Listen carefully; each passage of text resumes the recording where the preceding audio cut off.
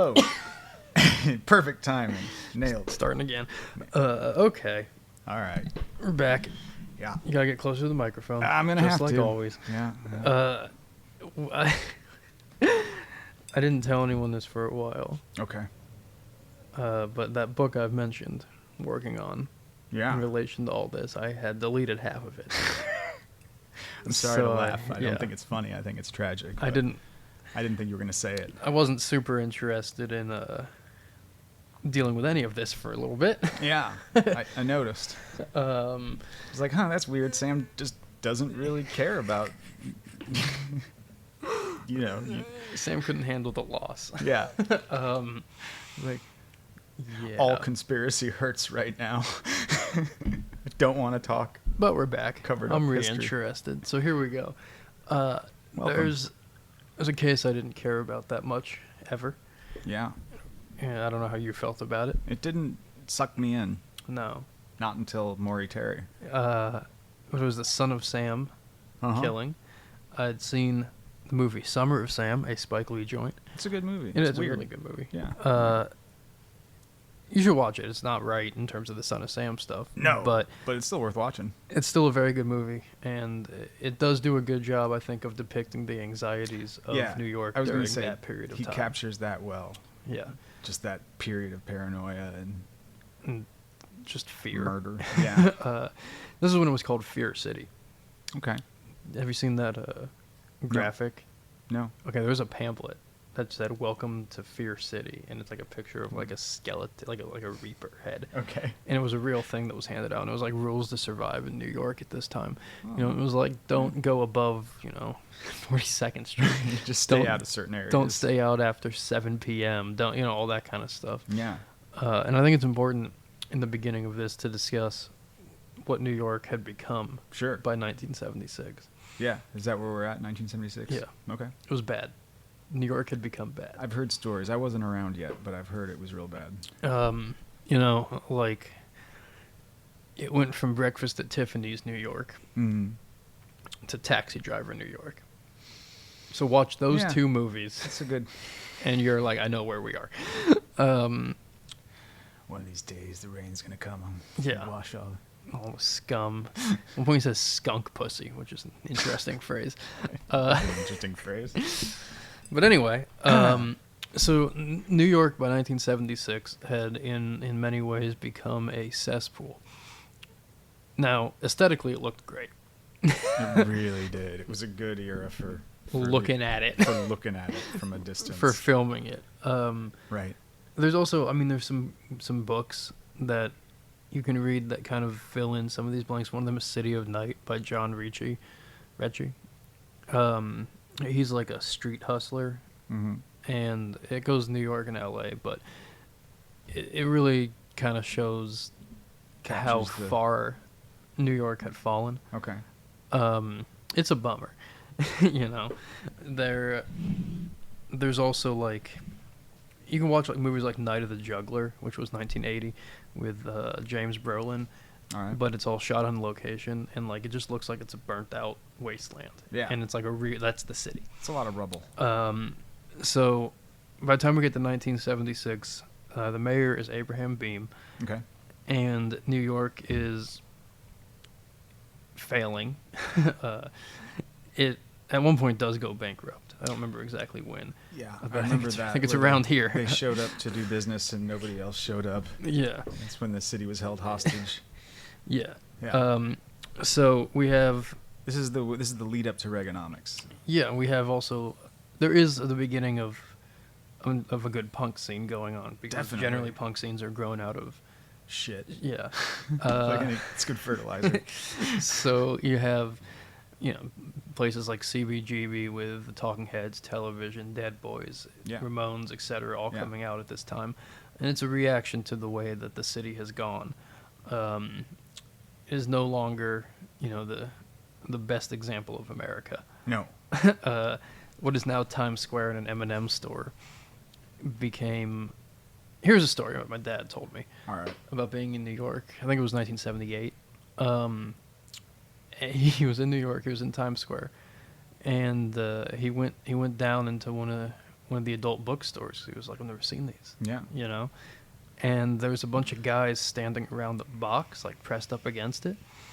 And he was like, that's weird. I don't know what they're doing. Stay away from that.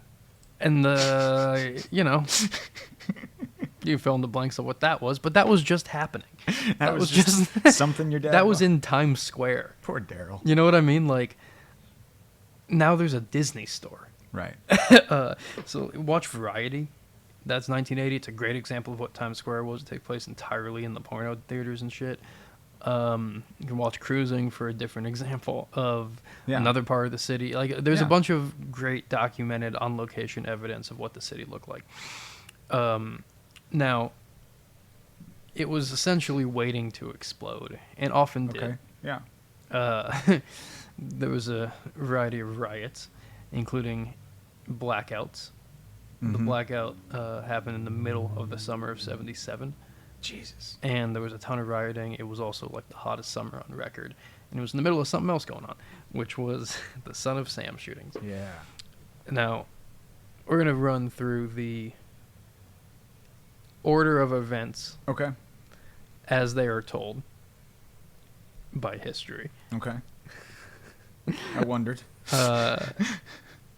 Just to give a little bit of a background on, if you already know all this, I don't know, listen again or don't, but this really is just like what happened, what the crimes were, and the evidence that existed leading into the investigation. Okay. So what exactly?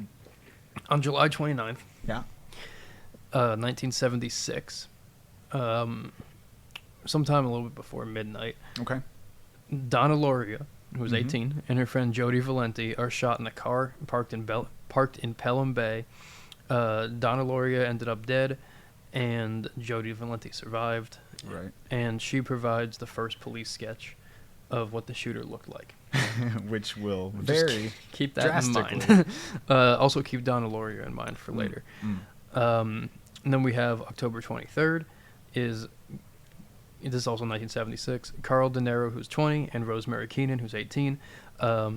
They're at a lover's lane, so to speak, in Flushing, Queens. They were both shot. Carl De Niro survives. Rosemary Keenan obviously doesn't. He provides a different police sketch that looks entirely fucking different from the first one. Entirely different. It was. The cops recover 44 caliber bullets, and nobody draws any connection between these two shootings. They're months apart. Okay, yeah. And again, the witness statements are two entirely different looking people. Entirely different looking people. Next, November 17th, 1976, Donna DeMasi, who's 16, and Jody Lamino, who is 18, are shot on the front porch of Lamino's house in Floral Park. This is right after midnight. They both survive. Lamino is paralyzed, and a witness recalls seeing a blonde man running away right after the shooting. Okay. Now, on January 30th, 1977, Christine Freund, who's 26, which is, if you don't notice, older than the other ones, and her fiancé, John Dees, who's 30, are parked near Forest Hill Station in Queens, and they are shot while sitting in his car. Christine dies, and John Dees does not. His name is spelled Dies, though, which is funny. I don't know if it's funny. But he doesn't. John lives. What was he thinking? Anyway, now police and the public are starting to realize that these shootings are kind of similar. Same caliber. It's the same caliber bullets being found over and over. They've not yet identified if they are the same gun. Okay. This is partially due to the fact that they don't... Police precincts, even if they're in the same jurisdiction, like if they're in Queens, don't work together. They don't share intelligence. Yeah. And they especially don't if nobody asks. Now they do. Now, the police also begin looking for multiple suspects because various witness accounts... They all look different. Yeah. All of them. Like, drastically. Like, in this one, the fiancé, John, recalls another blonde man with a mustache who was watching them previous to the shooting happening before they went to a movie. So they noticed something suspicious. Right. Yeah. Now in hindsight, he's like, hey, Well, that after was you've been weird. shot, you kind of... He wasn't shot, which is also interesting. Keep all that in mind. Keep her in mind. Okay. March 10th, 1977, Virginia Verskerchian, who's 20, is shot walking home. She lived a block from where the Christine Freund and John D. shooting took place. And she's a student at Columbia University. Mm-hmm. Kind of important for later. Okay. On March 10th, the mayor, Abraham Veeam, says they think that it is the same gun being used in each shooting. And it's a big step for a mayor. Yeah, it is. They acknowledge that these are all connected finally after 4 fucking shootings, and that they're targeting women with long dark hair. So women with long dark hair start dying and cutting their hair. Yep. On April 17th, Alexander Esau and Valentia Suriani, too many Italians, 20 and 18, are shot while they're parked in the Bronx. They are very close, less than 500 feet from Donna Loria's front porch. Okay. So now there's 2 shootings that have happened in proximity to either a previous shooting or the people are connected to previous places. Right. Yeah. Where these crimes occurred. Both of these and again, young people. Same caliber. Yeah, again, same caliber. Both these young people die. I said that pretty flippantly. On June 26, 1977, Salvatore Lupo and Jody Placido leave Elephas Disco, which I've spelled wrong in my notes, in Bayside, Queens. Elephas will come back later. That comes up. While they're sitting in Lupo's car, they're both shot. They both survive, and they provide a description of a tall, dark-haired man. Okay. At this point, everyone in the city is aware of what's going on. Okay. So people have assumed this is connected. They haven't. Yeah. Have they put so that are they calling it 44 caliber killer at this point? So they were calling it the 44 caliber killer after Abraham Veeam was like, hey, these are 44 caliber killings, basically, in March of 77. Now, between the April shooting of Alexander Esau and Valentina Suriani and the June shooting of Salvatore Lupo and Judy Placido, something very important happens. Okay. A letter is sent to Jimmy Breslin. And this is the first letter when? No, the letter's not sent to him. That's the second letter. The first letter is found, actually, I'm going to correct myself, at the scene of the Esau Suriani shooting. So in April, they begin to refer to this as the Son of Sam because the letter, 2 lines in, says, I am the Son of Sam. Yep. Now, I'm going to read a little bit of this. Please. So this was a letter that was found at the Esau Suriani shooting. They're important. I am deeply hurt by you calling me a woman spelled W-E-M-O-N hater. I am not, but I am a monster. I am the Son of Sam. I am a little, quote, brat. When Father Sam gets drunk, he gets mean. He beats his family. Sometimes he ties me up to the back of the house. Other times he locks me in the garage. Sam loves to drink blood. Quote, go out and kill, commands Father Sam. Behind our house some rest. Mostly young, raped, and slaughtered. Their blood drained. Just bones now. Gonna keep going. It's pretty bad. Papa Sam keeps me locked in the attic, too. I can't get out, but I look out the attic window and watch the world go by. I feel like an outsider. I am on a different wavelength than everybody else. Programmed to kill. However, to stop me, you must kill me. Attention all police. Shoot me first, shoot to kill or else. Keep out of my way or you will die. Papa Sam is old now. He needs some blood to preserve his youth. He's had too many heart attacks. Okay, now, I'm not going to do an Irish accent. Pausing on the letter. But this next part is written to be an Irish accent. Yeah. It says, ugh me hoot, it hurts, sonny boy. So. Ugh me hoot, it hurts, sonny boy. Yeah, you got an Irish accent you want to do? I'm not going to do that. I'm not going to. Imagine that's in an Irish accent. Imagine that. Back to the letter. I miss my pretty princess most of all. She's resting in Our Lady's house, but I'll see her soon. I am the monster, Beelzebub, the chubby behemoth. I love to hunt, prowling the streets looking for fair game. Remember that. Tasty meat. The women of Queens are the... It says Z, I don't know why it says Z, but Z prettiest of all. I must be the water they drink. I live for the hunt. My life, blood for Papa Sam. Mr. Borelli, sir. Borelli was an investigator. I don't want to kill anymore. No, sir. No more. I must honor thy father. I want to make love to the world. I love people. I don't belong on earth. Return me to Yahoos. To the people of Queens, I love you. And it's not spelled right, by the way. Like, none of this is reasonable. Okay, so it's all spelled in a weird... It's different accents are at play, different, like, word play... he's playing with words. It's very weird. Yeah, so, like, here it says, and I wish, like he didn't finish want or wrote it twice, but want to wish you all a happy Easter. May God bless you in this life and the next. For now, I say goodbye and good night. Police, let me haunt you with these words. I'll be back, I'll be back. To be interpreted as bang, bang, bang, bang. Ugh, yours in murder, Mr. Monster. What a weird letter to get. Cool. What a fucking weird... That's a fucking nuts letter to find at a crime scene. And that was the first... That was the first letter. That was the introduction of the Son of Sam as a name to the public. Because, again, he says, I am the Son of Sam. So they stopped calling him the 44 caliber killer. And he became the Son of Sam. It's interesting that the vast majority of the shootings happened without people actually knowing that this was connected, and without a name for the thing. Yeah. Then, about a month after the Lupo Placido murders, there is a shooting on July 31st, 1977, of Stacy Moskowitz, who's 20, and Robert Violante, who's also 20. They're shot in Violante's car while they're parked in Bath Beach. Stacy is a blonde. And she dies. Okay. Robert Violante does not. I believe he's blinded, though. Yeah, that sounds right. So, those are the official Son of Sam killings. Over the course of a year. Yeah.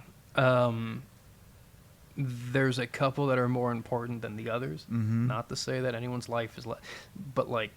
Yeah, we know. The Donna Laurier one, the Stacy Moskowitz one, those are pretty fucking important. Yeah. To the preceding case investigation. Now, there is a letter that is sent to Jimmy Breslin. Who's a columnist for the New York Times. Okay. Right. And he also almost played Popeye Doyle in The French Connection. Wow, that would have been weird. Yeah, it didn't work. Like they shot with him. Like it was that almost. Like they shot a week and it sucked, and then they were like, okay, maybe we should go get someone else. And they got Gene Hackman. Glad so that they was got better. Gene Hackman. But Jimmy Breslin, in the way that Herb Caen was for San Francisco, was a very important voice to the city. Okay. They send him a letter. I said they, not he.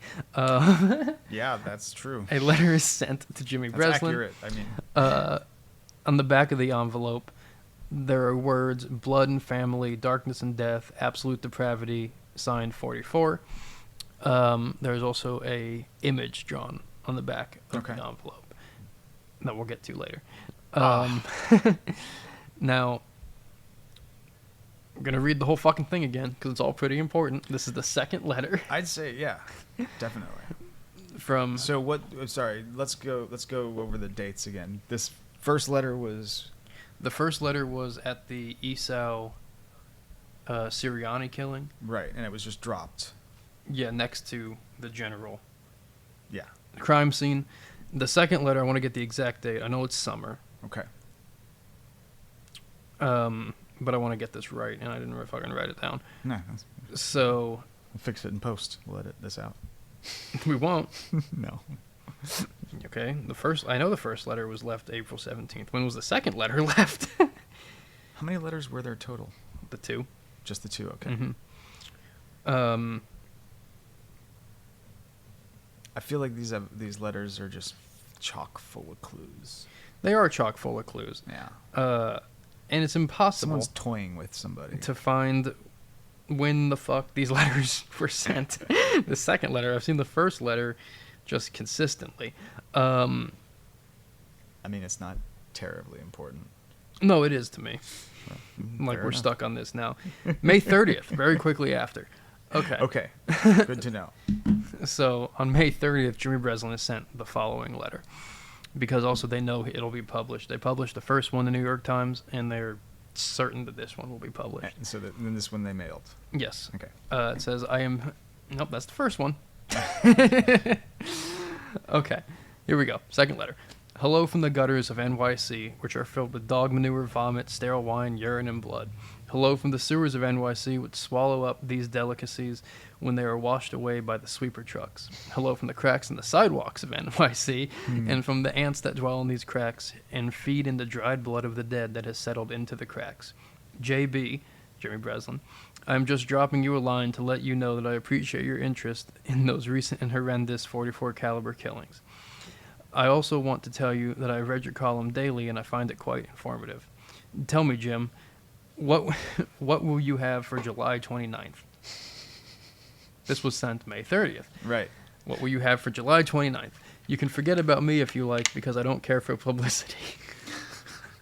However, you must not forget Donna Loria, and you cannot let the people forget her either. She was a very, very sweet girl, but Sam's a thirsty lad, and he won't let me stop killing until he gets his fill of blood.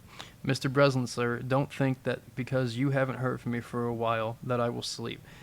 Well, he heard from him pretty fucking recently. Yeah. No, rather. I am still here, like a spirit roaming the night, thirsty, hungry, seldom stopping to rest, and anxious to please Sam. I love my work. Now the void has been filled. Perhaps we shall meet face to face someday, or perhaps I'll be blown away by the cops with a smoking 38. Whatever, if I shall be fortunate enough to meet you, I will tell you all about Sam if you like, and I will introduce you to him. His name is Sam the Terrible. Not knowing what the future holds, I shall say farewell, and I will see you on the next job. Or should I say that you will see my handiwork at the next job. Remember Miss Loria. Thank you. In their blood and from the gutters, Sam's creation. 44. Here were some names to help you along. Forward them to the inspector for use by NCIC. These names are important now. The Duke of Death, the Wicked King Wicker, the 22 Disciples of Hell, John Wheaties, rapist and suffocator of young girls. Yeah. P.S. Please inform all detectives working the slangs to remain. P.S. J.B. Please inform all detectives working the case that I wish them nothing but the best of luck. Quote, keep 'em digging, drive on, think positive, get off your butts, knock on coffins, etc. That's important. That's so important. Upon my capture, I promise to buy all of the guys working the case a new pair of shoes if I can get up the money. Son of Sam. So okay, so these letters read like shit from a madman. They read like somebody fucking with you for sure. But also at the same time, like, there's something there. There's something there. It's just you're not looking at it right. It's also important to note that look up the way these letters look. Yeah.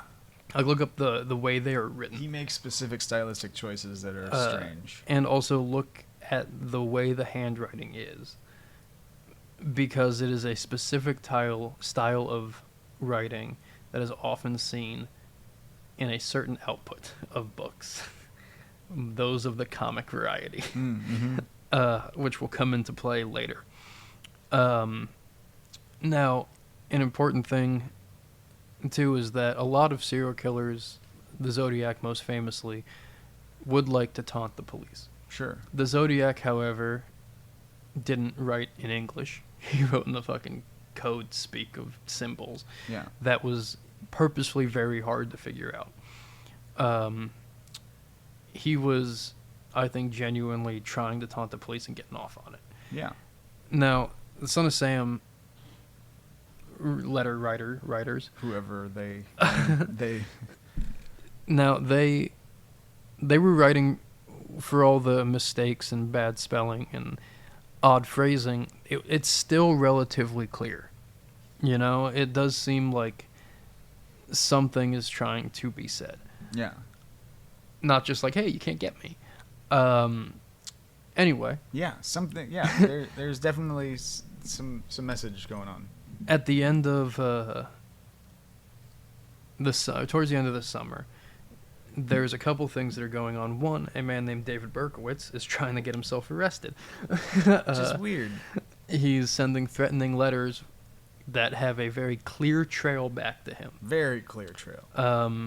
He sent them to previous landlords that he had, Mm-hmm. as well as someone who lives in his building, Craig Glassman.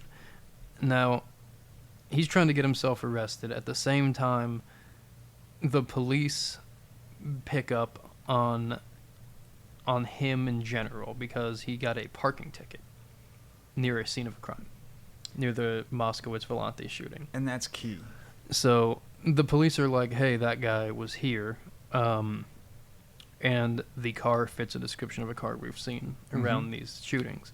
Now, they give a phone call to Yonkers, and a police dispatcher named Wheat Car picks up the phone in a very odd coincidence. Haven't we heard that name, Wheat Car? We have not yet. Okay. We've heard John Wheaties. John Wheaties, yeah. So Wheat Car picks up the phone. Did we hear Car yet? We have not heard Car yet. Okay. Wheat Car picks up the phone, and the inspector is, asks about Berkowitz, and she's like, I know him. He shot my dog. Yeah. And they're There's like, hey, dogs involved, what the fuck? You said. So Berkowitz begins to be staked out. Yeah. In the beginning of August. Now, on August 10th, the police are staking him out. He has in his car, parked outside of his Yonkers apartment, a rifle butt sticking out of like shitty wrapping. You know, like they tried to hide it, but not really. So now the police have probable cause to arrest him because that rifle is not legal. Yep. When he comes out of his apartment, he's arrested. He says, it took you, long enough, or so you got me. That's what does he say exactly? Something along those lines. You finally got me or something. Took you long enough. Yeah. So Berkowitz is arrested and very instantly celebrated as being the son of Sam. They got him. It's over. Exactly. What about the state of his apartment? Oh, yeah. His apartment's a fucking mess. Okay, is it? There's holes in the walls, writing everywhere, no furniture, all that kind of shit. No furniture? Yeah, because he's a lone, what crazy kind of psycho? Man. He's brought in to the Queen's DA, and he's questioned overnight. The Queen's police is questioned overnight. He tells a story of being the only shooter. There's holes in his story. So he's confessing. He's confessing to doing all of these. Right. Now, Abraham Beam wanted a conviction really bad on this because it was also really coming bad. into an election year. Like, you have no idea how important it was. So they accepted... In New York at this time. Yeah, they needed a win really bad. Really bad. They accepted the story, and... all of it. David Berkowitz was accused and convicted of being the .44 caliber killer, son of Sam. Abraham Beam did not win the election, losing to Ed Koch. Ed Koch did, in some ways, begin the turnaround of New York. You can question any politician's behavior, but New York did begin to become a better place under Ed Koch than it was under Abraham Beam. Might that be Ed Koch? I don't know. Could just been time. But he did an interesting thing, which was... Because if you watch 70s movies, you'll notice that all the subway cars are covered in graffiti all the time, and they're disgusting. Yeah. One of Ed Koch's things as mayor was every night we're cleaning all the subway cars, and we're taking the graffiti off and cleaning all the insides. People were like, that's crazy. He's going to get fucked up again. It totally works. Totally Psychologically, works. That's how, yeah. It was a genius idea. Yep. It made people treat the New York subways and New York as a whole not as a trash can anymore, because it went from the ground up. You know, if you're on subways that look like dog shit behavior is allowed. And also, you can sort of see things that are true in your own life and apply them to the scale of humanity, and it's usually true as well. Right. So that seemingly minuscule edict made a massive impact on New York City. Absolutely. So, I don't know, maybe it's good Abraham Beam lost because he didn't have that fucking idea. Good job. But anyway, so we end up... he's convicted. So he's sent to Attica. Up. He's in Attica. And there's a number of people, including the DA of Queens, John Santucci, who's like, I don't know about all this shit. Well, now, was he confused by the testimonies of multiple? He's confused by the multiple pictures of various suspects. He's confused by the testimonies not lining up. So there's some different holes. So what are we got different testimonies, different... Well, should we get in... I'm not going to get into intense detail today on this. Sure. We'll do different episodes, but the first So there's some shootings where if Berkowitz was the guy who did it, he was the only guy, he was able to transport multiple blocks at one time faster than cars. Yeah. He was able to... He was skinny, he was fat, he was had tall, long hair, he was short hair, blonde, dark hair. Woman, he was a man. And the way that it was explained was like, well, he had a wig and he put a pillow under his shirt and like all this shit. It's a stretch. You listen to the cops say this and you're just like, you really wanted him to be the guy, didn't you? And in fairness, like a lot of the cops also did not believe this. I'm sure they didn't. Queens was but again, consider the time he needed that win. Yeah, it was top down. Like, we're going to convict this guy. This is the guy we've got. Make it stick. Make it work. Much in the way the Manson case went down. Much. Which is funny, huh? Because it's almost like they're connected. They're not connected. They're connected. They're connected. So, you know, I mean, there's a variety of actual police officers and the DA who are looking at this and going, none of this makes any fucking sense. Yeah. And they might talk to a journalist or something. Right, and then you have the introduction of a man named Maury Terry. Yeah, Maury. Who is a great big fat New Yorker. He's a good man. Who... We love Maury. Poor guy. Just began to be like, none of this makes any sense at all. And he's a journalist and reporter who begins to look into and research and investigate all the different angles of this. He does this with the help of private investigators, other reporters, police officers. It's important to note that he's helped along the way by a lot of cops. Yeah. Both in New York, in Minot, North Dakota? It is North. Bismarck in North Dakota? I don't fucking remember. I feel like God damn it. Hang on one fucking second. We don't know what the goddamn place is. Here's our listener game. Was it Minot? It's North Dakota. It's North Dakota. Okay. Cops in Minot, North Dakota help him. You're like wondering how that applies, but we'll get there. Cops in Santa Clara, cops in LA. There's cops in a variety of these places, including Santucci, by the way, the DA. Yeah. Who, while there's a bit tied by the legality of being a police officer and telling a reporter about an open investigation. Yeah, there's some gray area there. They're still helping. Yeah. They're pointing him in the right direction. They're trading notes. They're taking his notes to look deeper into stuff. So you've got a real division. Well, there's also cops that are doing this on their own time, which is a different thing. So if cops are working on this investigation while they're off duty, they're able to do more stuff. Right. Yeah. Which is an important distinction. Because that comes into play. Yes. Yeah. And sometimes those cops get punished pretty bad. Yeah. Because it's found out.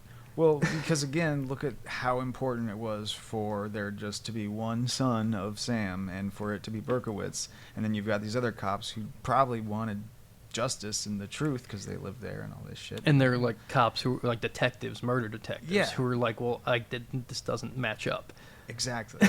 So there's a real problem there in the department of go with the official narrative or not go with the official narrative. And it is very helpful that one of the DAs in a place where the majority of the shootings happened. Right. But not the last one, which is important. Yeah. The Moskowitz Violante shooting was not in Queens, which is a fucking annoying thing for this because that means Santucci can do basically nothing about it. Ah, okay. He has to be brought things specifically related to the Queens shooting, and much of the evidence that ties all this together is linked to the Brooklyn Moskowitz shooting. Okay.